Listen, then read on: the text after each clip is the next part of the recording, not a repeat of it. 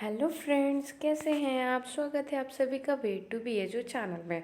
आज हम लोग देखेंगे BHU research entrance test exam 2019 education का सॉल्व पेपर का पार्ट 2 तक हम लोगों ने देख लिया है। अब हम लोग पार्ट 3 देखने जा रहे हैं और इस बार हम लोग पूरे पेपर को सॉल्व कर देंगे। तो पढ़ते हैं आगे। पार्ट 2 में हमने इस पेपर के पार्ट सेकेंड के 35 क्वेश्चन तक देखेंगे। तो हम लोग अब देखने जा रहे हैं 36 क्वेश्चन। क्वेश्चन नंबर 36, पुस्तक the structure of the social action लिखी गई है।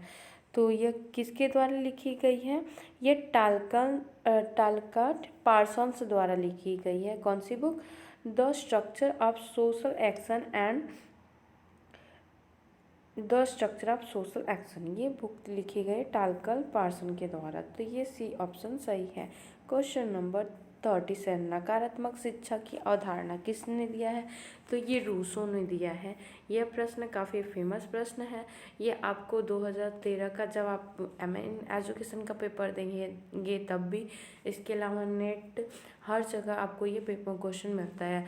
JIC में भी और 47 में भी ये प्रश्न देखने को मिला। तो ये बहुत महत्वपूर्ण प्रश्न है, नेगेटिव एजुकेशन। अगला क्वेश्चन है 38, वर्तमान में भारतीय संविधान का अनुच्छेद 45 प्रावधान करता है।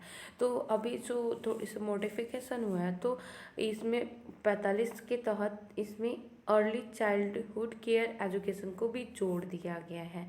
तो इस तरीके से इसमें 6 से 14 वर्ष के बच्चों को निःशुल्क शिक्षा देने के साथ ही प्रारंभिक बाल्यावस्था देखरेख एवं शिक्षा भी जोड़ दी गई है।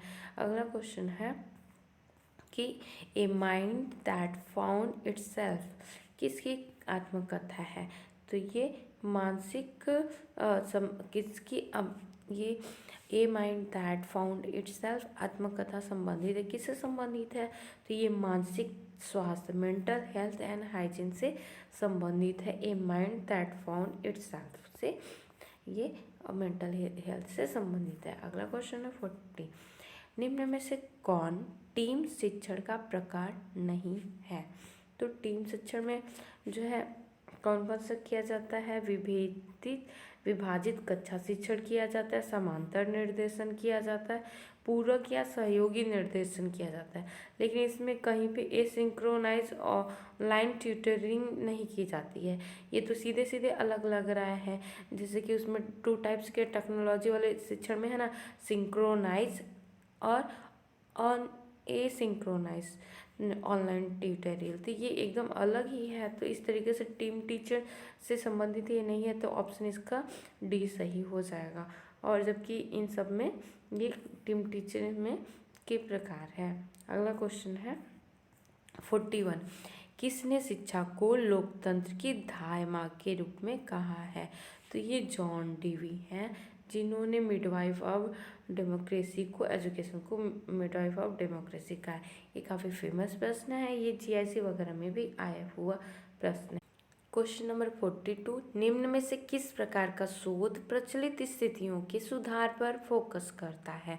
तो एक्शन रिसर्च जो है वर्तमान की समस्याओं को सुधार करने के लिए या शोध में प्रचलित स्थितियों को सुधार करने में प्रयोग किया जाता है। तो इसलिए इसका ऑप्शन बी सही हो जाएगा, एक्शन रिसर्च।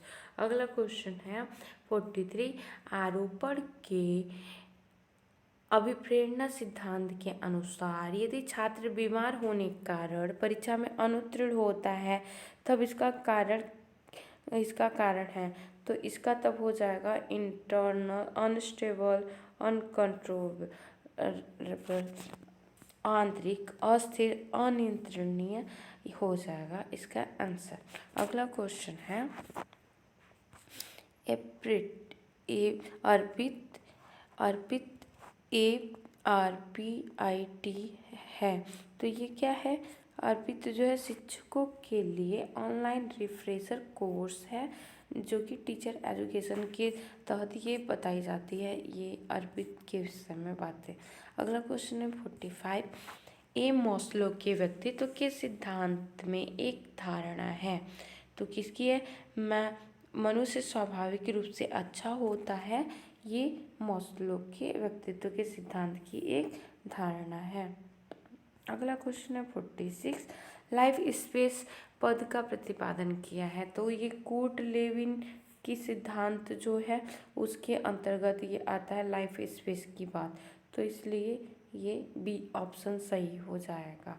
अगला क्वेश्चन है, अध्ययनरत छात्रों के अपने अध्ययन को सुधारने एवं विनियमित करने को कहा जाता है।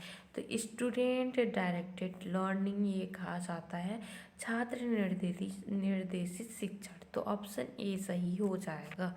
अगला क्वेश्चन 48, संचार मॉडल के डिकोडिंग प्रक्रम में क्या शामिल है। तो इसमें अटेंशन, परसेप्शन और रिटेंशन शामिल है, संचार मॉडल के डिकोडिंग प्रक्रम में है। उसमें जब हम लोग कम्युनिकेशन की मॉडल देखते हैं तो एक यहाँ पे रिसीवर पहले एक सेंडर होता है जो मैसेज का निर्माण करता है, और यहाँ पे एक चैनल या मीडियम होता है, उसके द्वारा यहाँ पे जो रिसीवर होता है उसके पास पहुँचता है, फिर वो उसको डिकोड करता है। तो उसमें अटेंशन, प्रिपरेशन, रिटेंशन आता है। फिर उसके बाद पुनः वो प्रतिपुष्टि या फीडबैक देता है, फिर सेंडर के पास पहुंचता है कि जो उसने सही भेजा था, मतलब जो मैसेज भेजा था वो उसी रूप में रिसीव किया गया है या नहीं। तो इस तरीके से ये प्रक्रिया चलती रहती है और इस प्रकार से एक चक्र पूर्ण होता है कम्युनिकेशन का। अगला क्वेश्चन है 49, टाइप 2 त्रुटि होती है जब। देखा आपने इस पेपर के जो पार्ट 1 है उसमें आप देखेंगे कि उसमें टाइप 1 एरर की बात की गई है और यहाँ पे टाइप 2 एरर भी आ गया है। तो टाइप ऑफ एरर्स बहुत महत्वपूर्ण है, इसको ज़रूर से देख लीजिएगा। तो इसका क्या हो जाएगा, शून्य परिकल्पना को अस्वीकृत नहीं किया जाता भले ही वो गलत हो।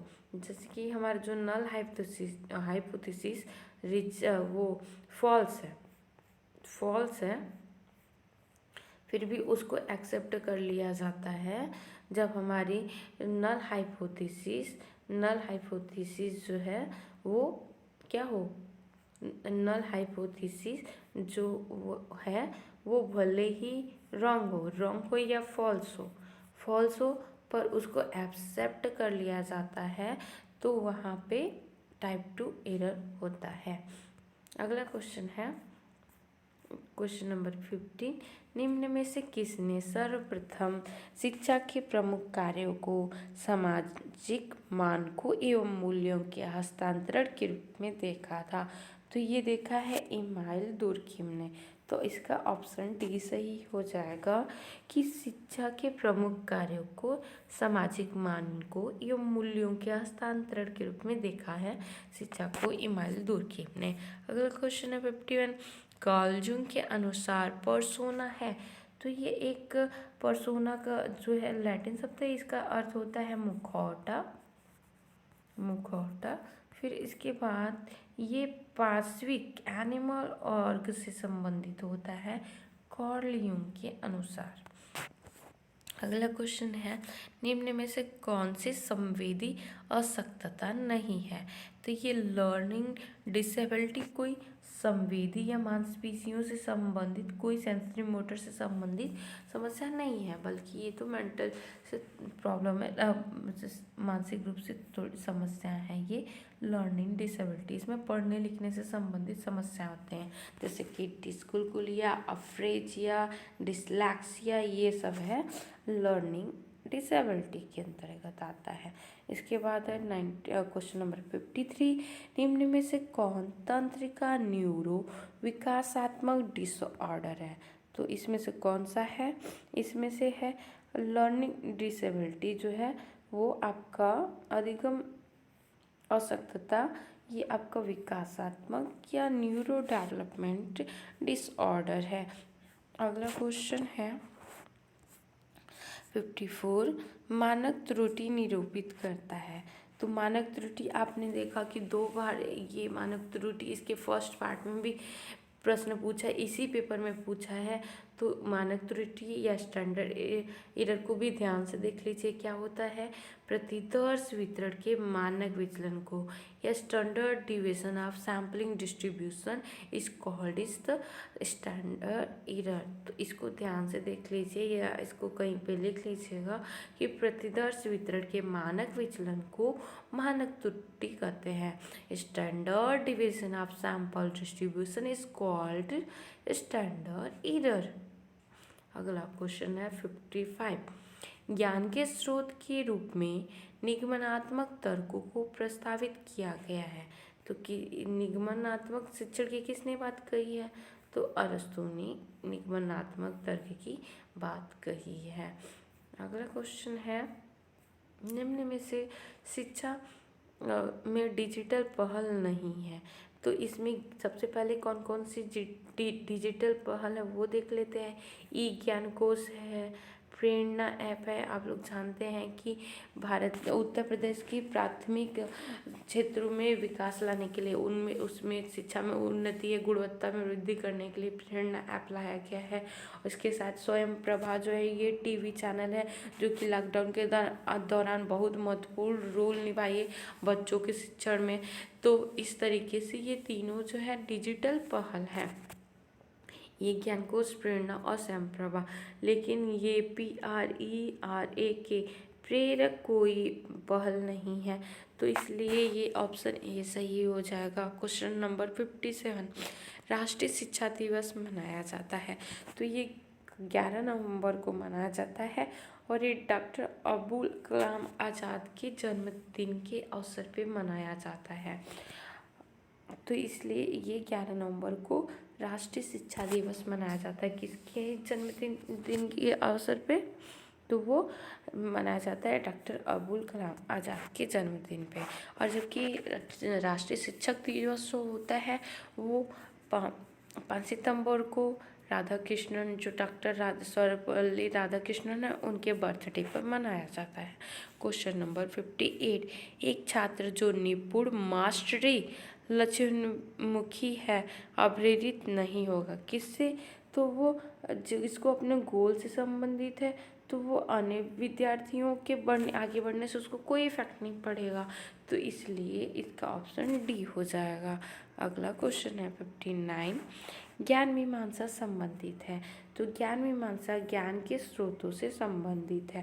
जैसे यहाँ पर ज्ञान है तो ज्ञान के स्रोतों से संबंधित है ज्ञान मीमांसा। अगला क्वेश्चन, हु वॉज प्रारूप NPE 2016 के अध्यक्ष कौन थे? तो ये 2016 के जो NPE है उसके अध्यक्ष TSR सुब्रमण्यम है। तो ये ध्यान रखिएगा क्योंकि अभी हाल में ही आई हुई है, तो इसलिए इसका ऑप्शन बी TSR सुब्रमण्यम होगा। तो आज के लिए बस इतना ही, मिलते हैं नेक्स्ट वीडियो में। और इसके साथ ही हमारे चैनल को यदि अच्छा लगता है तो आप उसे सब्सक्राइब, लाइक और शेयर ज़रूर कीजिए। इसके तहत हम लोग PGT और एडवर्टाइजमेंट 50 से संबंधित तैयारियों से संबंधित वीडियो को भी जल्द ही अपलोड करेंगे। तो लगे रहिए पढ़ने में और निरंतरता के साथ और अपने गोल को अचीव कीजिए। तो आज के लिए बस इतना ही, धन्यवाद।